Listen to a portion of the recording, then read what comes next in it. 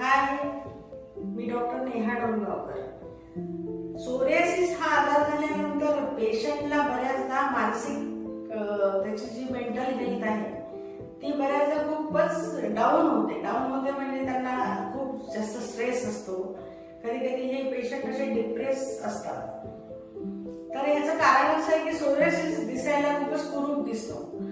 शरीरावर त्याचं जे अपीअरन्स असतं ती स्किन चांगली दिसत नाही. परत सारखं तिथे खाज आल्यामुळे तिथे हात जातो, त्याच्यामुळे लोकांचं लक्ष जातं. मग आपण सोशल याच्यामध्ये कुठे सोशल गॅदरिंग मध्ये जेव्हा जातो तेव्हा सोरियासिसच्या पेशंटला खूपच कुचंबना सहन करावी लागते. तर हे जे सोरियासिसचे पेशंट आहे त्या जेव्हा आयुर्वेदिक औषधं घेतात तेव्हा आयुर्वेदामध्ये कसं असतं की तुम्हाला बरा होण्यासाठी जे ओरल मेडिसिन असतात त्याच्यासाठी एक्सटर्नल अप्लिकंट पण असतात. बऱ्याचदा तेल औषधीयुक्त तेल दिले जातात अप्लाय करायला. ही जेव्हा तुम्ही अप्लाय करता तेव्हा असं नुसतंच लावून चालत नाही, त्याला व्यवस्थित मसाज करावा लागतो. तर तो ऑइलचा जो मसाज असतो ज्या ज्या डागावर सोरियासिस असतो तो मसाज त्यांनी साधारणतः 15-15 मिनिटं करणं गरजेचं आहे. हे मान्य आहे की त्याला वेळ लागतो, पण कमीत कमी तुम्ही जर 15 मिनिटं दिली तर तिथे जो स्केलिंग तयार होणं आणि तिची जी जाड स्किन आहे त्याच्यातला जो ड्रायनेस आहे, स्किनचा जो ड्रायनेस आहे ते एक्सटर्नल अप्लिकंटने बऱ्याच प्रमाणात कमी होतो. त्या ऑइलचं पेनिट्रेशन चांगलं असतं. तर त्याच्यामुळे याच्याकडे लक्ष देणं खूप गरजेचं आहे.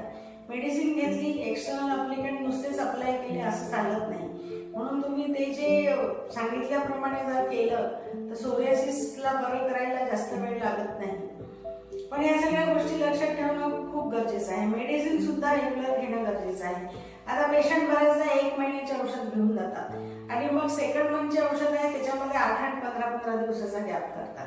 तर आयुर्वेदामध्ये हा गॅप चांगला नाही आहे. आता आपण जर सायकल चालवता थांबून गेलो तर आपण पडणारच ना. तर असं असतं ते, जेव्हा तुम्ही कुठल्याही आजाराला मुळापासून काढायसाठी प्रयत्न करता तेव्हा औषधामध्ये इतका गॅप नको. 1 महिन्याचं औषध झालं की लगेच दुसऱ्या महिन्याचं औषध चालू करायला पाहिजे.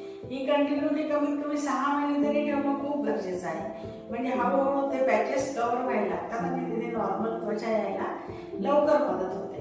तर सोरियासिसच्या पेशंटने एन्झायटी, डिप्रेशन सोडून आपल्याला बरं होण्यासाठी काय काय आवश्यक आहे त्याच्याकडे जर लक्ष दिलं तर सोरियासिस हा आजार लवकर बरा होऊ शकतो. आणि मेंटल हेल्थ खूप गरजेची आहे. तुम्ही आनंदी राहा आणि मी बराच होणार आहे, माझा सोरियासिस बराच होणार आहे याच्यावर विश्वास ठेवा. तुम्ही जर स्वतः विश्वास ठेवणार नाही तर तुमचा आजार कसा बरा होणार? जेव्हा डॉक्टर सांगतात की आम्ही तुम्हाला बरे करतो, तुम्ही विश्वास ठेवा, डॉक्टरांवर ठेवा, स्वतःवर ठेवा. आणि सोरियासिस बद्दलची गुगलवर माहिती असते की हा नॉन क्युरेबल डिसीज आहे. तर कंटिन्युअस ते हॅमरिंग तुम्ही करू नका. गुगल हा डॉक्टर नाही आहे. गुगलवर सगळीकडची माहिती त्याच्यावर फीड केल्या जाते आणि तुम्ही त्याच्यावरून कुठलेही अंदाज बांधून स्वतः जर डॉक्टर झाला तर तुमचा सोरियासिस कसा बरा होईल विचार करा या गोष्टींचा आणि सोरियासिस मधून मुक्त व्हा. थँक्यू.